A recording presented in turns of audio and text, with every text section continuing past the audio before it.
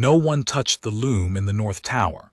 That was the first rule of Kervellen, older than any law I ever wrote, and for 20 years I kept it as though my whole self depended on it, which perhaps it did. The loom stood where my mother had left it the night she died. On it hung her last weaving half a tapestry, the upper third finished in her clean sure hand, the moor and the standing stones and the grey sky she loved, and then midrow the thread simply stopped, cut off, unfinished. The warp threads hung down bare below it like harp strings with no song, and they had hung there 20 years, and I had forbidden any hand to touch them. Servants dusted the room from the doorway and no further. My seneschal Caddock, who had served my mother and then me and was the nearest thing to a father I had left, once gently suggested we might take it down, wrap it, keep it safe from the moths, and I had spoken to him so coldly he never raised it again. It was to stay, unfinished on the loom exactly as she left it. I could not have told you why. Grief has its own rules and they are not reasonable ones. I was a young man when she died, the old Luna Queen of Kervellen, my mother, who had ruled the moor beside my father, and then, when he was killed in a border skirmish, alone and well, until the fever took her in a single hard week, the spring I turned 19. She sickened on a Tuesday and was dead by the next, and there was no time for anything, no time even for her to finish the weaving she'd begun, and I came to the throne raw and grieving, and I never quite stopped. 20 years I ruled Kervellen and ruled it, they said justly, and I never took a Luna of my own, never felt the bond stir for any woman my counsel brought me, and I told myself I was simply not made for it, the way I'd told myself I was not made to touch the loom. There was a shadow over my hold and I was the source of it, a grief that never thawed, and my people lived under it and loved me anyway, and it was no life for them. Then the mender came. She came at the tail of a wet autumn with a pack of wools and needles on her back, a wandering mender, the kind that used to walk the moor roads from hold to hold, patching what the years had frayed, tapestries and hangings and the great old banners that rotted on our damp stone walls. Caddock brought her to me in the hall, a quiet woman with a weather-browned face and keen gray eyes and hands that were never quite still, always working something, a thread wound round her fingers even as she bowed. "Marin, my lord," Caddock said, "a mender by trade. Our hangings are in a poor way, the moths have had the west hall, and the old hunting banner is more whole than cloth. She's willing to winter here and set them right, for board and a fair wage." "Then set them right," I said. I barely looked at her. I was in the gray mood that took me most of that autumn, the anniversary mood, and I wanted the audience over. "Caddock will see to your needs. Mend what wants mending, that's all." "Thank you, my lord," Marin said. Her voice was low and even a more voice unhurried.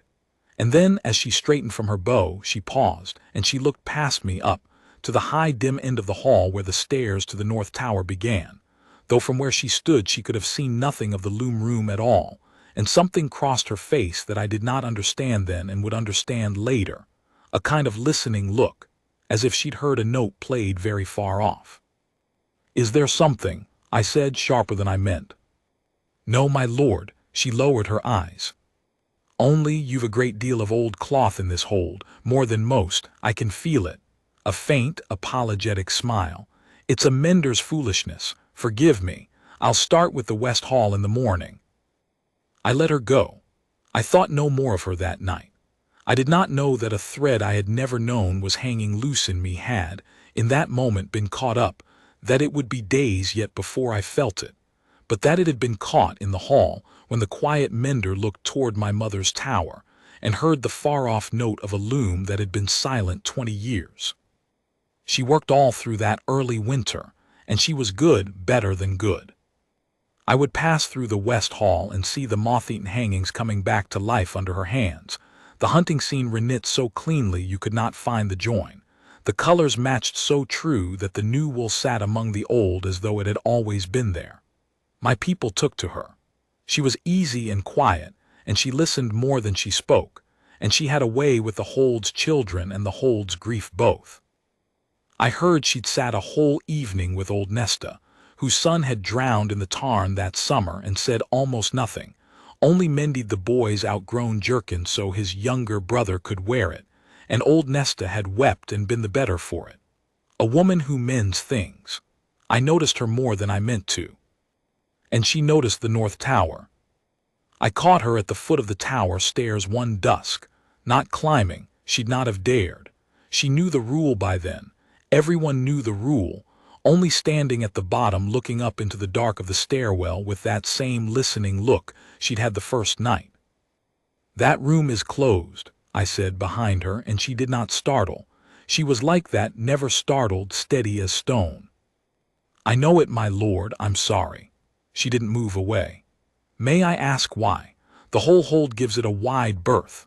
There's a room at the top of these stairs that everyone in Caervellen is careful never to speak of, and I've been here 2 months and no one will tell me what's in it, only that it's yours and it's shut." "It's my mother's," I said. The words came hard. "Her weaving room. She died with a tapestry on the loom unfinished. I keep it as it was. No one touches it. That's all you need to know of it." Marin was quiet a moment. Then she said carefully, the way you'd step onto ice you weren't sure of. "Unfinished, on the loom, 20 years. She turned to look at me, and her keen gray eyes were not curious the way a gossip's are curious. They were troubled, almost sorrowful. "My lord, forgive a mender's boldness, but a weaving left on the loom 20 years is dying. The tension goes. The warp rots at the top where the finished cloth pulls it and dries and cracks at the bottom where it hangs bare. What your mother made up there is coming apart a little more every damp winter, thread by thread, and one year it will simply fall and be gone, and no keeping it as it was will have kept it at all." She said it gently, but she said it plain, which no one in 20 years had dared. "You're not preserving it, my lord. You're watching it die slowly and calling that keeping it." I should have been angry. For 20 years I'd been coldly, finally angry at anyone who touched the edge of that grief. And I opened my mouth to be angry, and could not. Because she was right, and because there was no unkindness in her, only the plain truth of a woman whose whole trade was the saving of old cloth, telling me that the thing I thought I was guarding I was in fact slowly losing. "Then what would you have me do?" I said, and my voice was not a king's voice. "It can't be finished. She's the only one who could have finished it. It's hers. A stranger's hand can't." "Let me see it," Marin said. "That's all. Let me see it, my lord. I'll not touch a thread without your leave. But let me see what's up there before another winter has it. A mender should at least look at a dying thing before it dies." And I, who had let no one pass that doorway in 20 years, I looked at the quiet mender at the foot of my mother's stairs, and the loose thread in me that I still didn't understand pulled taut, and I said, against every rule I had, "Come up then. Once. And touch nothing." I lit the lamps in the loom room myself, my hands not quite steady, and Marin stood very still in the doorway and looked at my mother's last weaving for a long, long time, and said nothing at all. Then she crossed to it, slowly, reverently, the way you'd approach something sleeping, and she did not touch it. She kept her word, but she leaned close and read it with her eyes, thread by thread, top to bottom, the finished moor and standing stones above and the bare hanging warp below and the strange cut-off edge between, where the picture simply stopped mid-row. "My lord," she said at last, very low, "who told you this was unfinished because she died before she could finish it?" "No one told me, it's plain. She sickened, she died in a week, the work was left undone." "What else would it be?" Marin was quiet. Her finger hovered a hair above the cloth, not touching, tracing the cut-off edge. "Come and look, here where it stops. When a weaving is simply abandoned, when the weaver falls ill and sets it down meaning to come back, the last row is loose, unfinished. The weft thread trails off, left hanging because she meant to pick it up again." She moved her hovering finger along the edge. "This is not loose, my lord, look. This last row is beaten tight and the weft is turned and locked, finished off, deliberately, the way you close a section you've completed. Your mother didn't stop here because death took the shuttle out of her hand. She stopped here because she'd woven exactly as far as she meant to for now and locked it, and left the rest of the warp bare on purpose. Maren looked up at me, and her gray eyes were grave. This weaving isn't unfinished by accident. It's unfinished the way a sentence is unfinished when someone stopped mid-word because they daren't say the rest aloud. She left it half-told, and she left the bottom bare and locked, so that whoever could read her hand would know there was more to come and come looking. The room was very cold. I stared at the cut-off edge, at the tight-beaten, deliberately locked last row, and 20 years shifted under me like ice going out on the tarn. "That's you can't know that," I said. "It's threads. It's grief you're reading into threads." "It's my trade," Maren said simply. "I've read 10,000 weavings, my lord, and I know an abandoned one from a hidden one the way you'd know a man who fell from a man who was pushed. This was hidden, deliberately. Half a message locked off, left hanging where only another weaver's eye would ever see it was a message at all." She hesitated. "And there's the other thing, the picture. The finished part, the moor, the stones, the gray sky. It's beautiful and it's peaceful and it's a lie. Look at how she wove it, the tension of it, tight and hard and fast, the thread almost fighting the loom. A weaver at peace weaves loose and slow. This was woven by someone weaving as fast as she could against time, making a calm picture with terrified hands." Maren straightened. "My lord, what was your mother afraid of the week she died?" And I could not answer, because I had never once in 20 years asked the question. I let her finish it. Of course I let her finish it. I could no more have kept that room shut now than stopped my own heart, because Maren had said the one thing that could break the 20-year rule, which was not let me touch it, but she left it for someone to find, and you never went looking. She worked at it through the deep of that winter, and I could not stay away. That is the plain truth, and I'll not dress it up. Night after night I climbed the North Tower stairs I'd not climbed in 20 years, and I sat in the cold loom room and watched the quiet Mender bring my mother's last weaving back to life. And something happened to me in those long nights that I have never been able to name well, only tell. She did not weave her own picture. That was the wonder of it. She'd studied my mother's hand until she could match it. The tension, the color choices, the little habits every weaver has, the way my mother crossed her threads, and then she picked up the shuttle where my mother had locked it off, and she wove onward, continuing not her own work but my mother's, following where the half-told message wanted to go. "I'm not finishing it as I'd make it," she told me low, her hands moving. "I'm finishing it as she'd have made it. A mender's whole art is disappearing, my lord. You should never be able to find me in the cloth. There should be only her." And there was only her. Row by row, my mother's moor grew downward under the mender's disappearing hands, and it was my mother's, unmistakably, come back thread by thread after 20 years of silence. And watching it, I began to feel the bond. I want to be careful telling this because it was not sudden and it was not the way the songs have it. There was no lightning. It was the slowest thing I have ever felt and the surest. Night after night, I sat in that cold room and watched Maren's patient hands bring my mother's voice back into the world, and the loose thread in me that had been caught the first night in the hall pulled a little tauter each evening, until I understood, some deep midwinter night with the wind on the moor outside and the lamps low, that the thing I felt was the mate bond, that I, who had told myself for 20 years I was not made for it, had a wolf inside me that had simply been grieving too hard to lift its head, and that it had lifted its head at last for a quiet Mender who was teaching herself to disappear, so that my dead mother could speak. It felt like recognition. It felt like coming into a room and hearing a loom working that had been silent your whole grown life. It felt like the exact opposite of the shadow I'd carried, as if some jammed and knotted thing in me were being carefully, patiently unknotted by hands that mended things for their trade. I said none of it. How could I? She'd come to patch my banners. I was her king and twice her weight in gloom.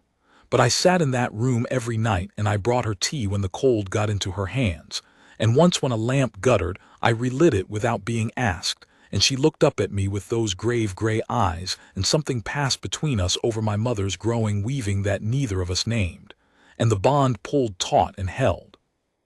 And then, deep in the second month, The message my mother had locked away 20 years ago began to come clear. It came clear the way Marin said it would from below, in the part my mother had left bare and locked, that only unfolded as it was woven. At first it was only the more continuing down, the stones, the gray. Then, low in the picture, where a peaceful weaving would have put sheep or heather, my mother's hand, restored by the mender following it true, had begun something else. A cup. A small gray cup, woven into the shadow of the largest standing stone, half hidden, the kind of thing you'd never notice unless the weaving led your eye to it. And beside the cup a hand. And the hand was not offering the cup. The hand was tipping something into it. "My lord," Marin said, very quietly the night the cup in the hand came clear. She had stopped weaving. "I don't think your mother died of a fever." The room went so still, I could hear the lamp. "Go on," I said. "She wove this as fast as she could in the last days of her life, terrified, making it look like a peaceful picture so no one who glanced at it would look twice, and she hid the true thing down here in the part she left locked, where only a weaver would ever finish it and see." Marin's hovering finger traced the small gray cup, the tipping hand. "Someone was putting something into her cup, my lord. She knew it. She was too weak or too watched to say it aloud or write it down where it might be found and destroyed, so she wove it. Into a tapestry she knew you'd never let anyone touch. She counted on your grief to guard it, and she counted on someone someday being able to read her hand and finish what she was too far gone to finish herself." Marin looked up at me, and there were tears standing in her steady gray eyes. "She left you a message, my lord, and locked it in the one place safe from the person who killed her, and waited 20 years for a mender to come up these stairs. I'm so sorry, but you asked me what she was afraid of the week she died. She was afraid of whoever's hand is in this cloth." I stood in my mother's cold loom room with 20 years of grief turning over inside me into something new and terrible and clear, and I said, "Can you finish it? Can you weave far enough to see whose hand?" "There's a little more warp," Marin said. "She left exactly enough. She'd have counted it to the thread. Whatever she needed to tell you, my lord, she left just enough loom to tell it." She wiped her eyes and set her jaw and picked up the shuttle. "Sit with me. This is the last of it. Let's read what your mother died to leave you." She wove through the whole of that night, and I sat with her, and neither of us spoke, and my mother's last message came into the world thread by thread in the lamplight. Below the cup in the tipping hand my mother had woven the wrist, and below the wrist the sleeve, and into the sleeve, in the disappearing, deliberate way she'd hidden all of it, she had worked a device. A small woven badge at the cuff, the kind a household officer wears. I knew it. Every soul in Kervellen knew it. It was the seneschal's knot, the badge of the man who kept my hold, who had kept my mother's hold before me, who had stood at my shoulder for 20 years and been the nearest thing to a father I had left. "Cadog." I did not speak. I could not. Marin's hands had gone still on the shuttle, and she was looking at the woven badge, and then she was looking at me, watching what it did to my face. "The seneschal," she said softly. "The old man who brought me to you that first day, the one who," she stopped. "My lord, I'm so sorry." "He served this hold 40 years, I said. My voice came from very far away. "He served her. He stood beside me since I was a raw boy on that throne. He was the one who suggested, years ago, that we take this very tapestry down and wrap it and put it away, and I refused him. The cold understanding came all the way in. He wanted it gone. He's wanted it gone for 20 years. Because he wove himself into it, and he knew, he must have known she might have, and he couldn't be sure, and he couldn't very well insist without." I put my hand over my mouth. "God. He's been standing beside me for 20 years hoping I'd never let anyone up these stairs." "There's one thing more," Marin said. Her voice was barely above the lamp. "Look, the very last row, she left just enough warp for it. See what her hand does right at the end."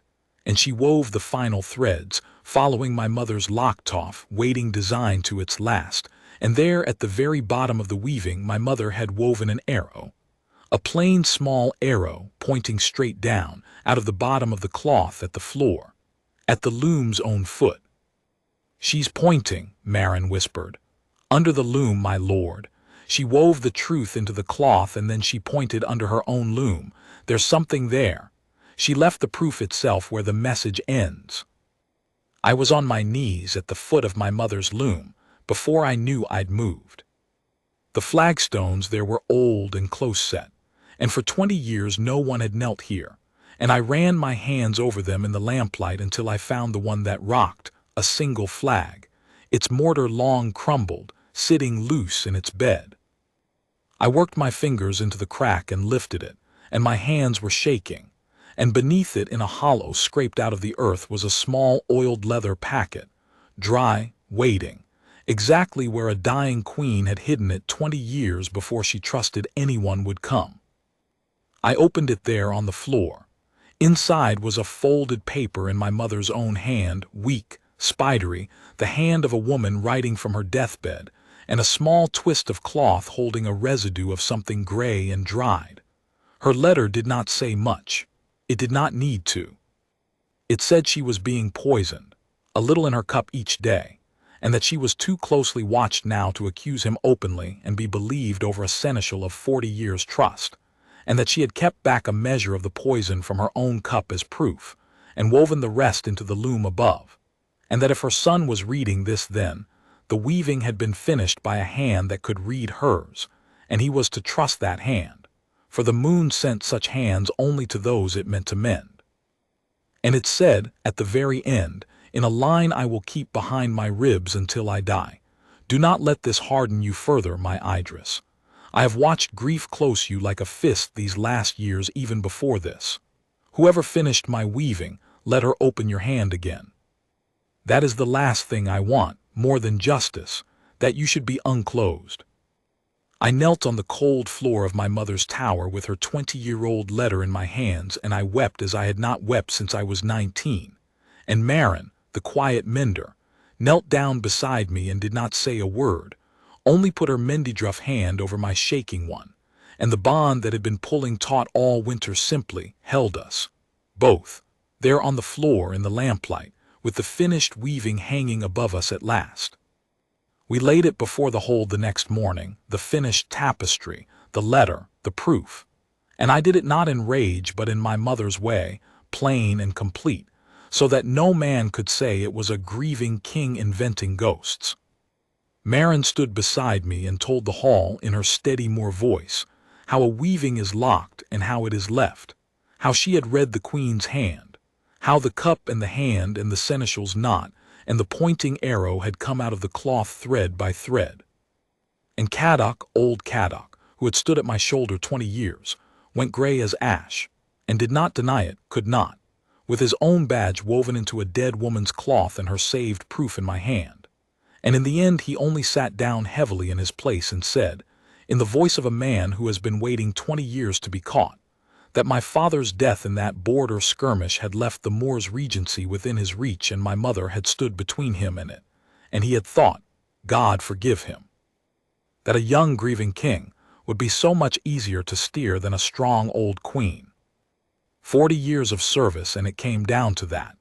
He had wanted to hold the reins, and she was in his way, and so he had put a little gray powder in her cup each day until the fever that was not a fever took her. And then he had spent 20 years hoping I'd love my grief too much to ever let a weaver up the stairs. I did not spill his blood. My mother's last words had asked me not to let this harden me further, and killing the man who raised me, guilty as he was, would have hardened me to stone. I stripped him of his knot and his place and put him out of Caervellen to live his last years among strangers on the low moor with the knowledge of what he'd done for his only company, which for a proud man was a colder sentence than the block. He died a few winters later, I heard, alone, and I found I could not even hate him at the end, only grieve the whole long waste of it. Marin said that was the unclosing my mother meant. She was likely right. She usually was. The shadow lifted off Caervellen that spring. You could feel it go, the way you feel a fever break. 20 years of a grief-frozen king, and it turned out the grief had a splinter in it all along, a truth left half told, and once the splinter was drawn, the wound could finally close. My people came out into the light of it like the more coming green after a hard winter, and they loved the quiet mender who'd drawn the splinter. And so, entirely and without any more pretending, did I. I asked her to stay. Not as a mender, though she never did stop mending things. It was in her hands and she'd have gone strange without it. I asked her to stay as the Luna of Kervelen, and I asked her plainly, up in the North Tower with my mother's finished weaving on the wall, because it seemed right that the loom should hear it. And Marin, who was never startled, was startled then. She'd braced, I think, for the road again, for a mendied hold to leave behind the way she'd left 100 others. "You're a king," she said, "and I'm a woman who walks the moor roads with wool on my back." And I said, "You're the hand the moon sent to finish what was left undone." My mother wrote it down. I'm only agreeing with her. And I told her, finally, out loud, about the loose thread caught the first night in the hall, and the bond pulled taut across a winter of lamplit nights, and how she'd unknotted me the way she unknotted old cloth, patient and disappearing, until there was only the true thing left. And the quiet mender put her rough, warm hand against my chest over the place where the thread had held and said, "Well, I did wonder why I couldn't make myself leave this one." We took my mother's tapestry down off the loom at last. Marin said it was finished now, truly finished, and a finished weaving wants to be hung and looked at and loved, not left dying on the frame, and we hung it in the great hall of Kervelen where the whole hold passes it every day. The grey moor, the standing stones, and low in the corner, if you know to look, a small grey cup in a hand and an arrow, and beneath them a queen's whole truth, told at last. And every year on the spring day she died, I climb the North Tower to the empty loom, and I string it fresh, and I sit down at it for an hour alone, and I weave badly, clumsily, a king's thick fingers where a queen's clever ones used to fly. And it is the worst weaving in the whole of the moor, and I do it anyway because a loom should not sit silent, and because somewhere in the doing of it I can feel my mother's hand and my wife's both, the two women who between them mended me. One who left a thing unfinished on purpose, and one who finished it, and taught a grief-closed man that the point of an unfinished thing is not to guard it forever. It is to trust that someone will come who can read your hand, and pick up the shuttle and weave on.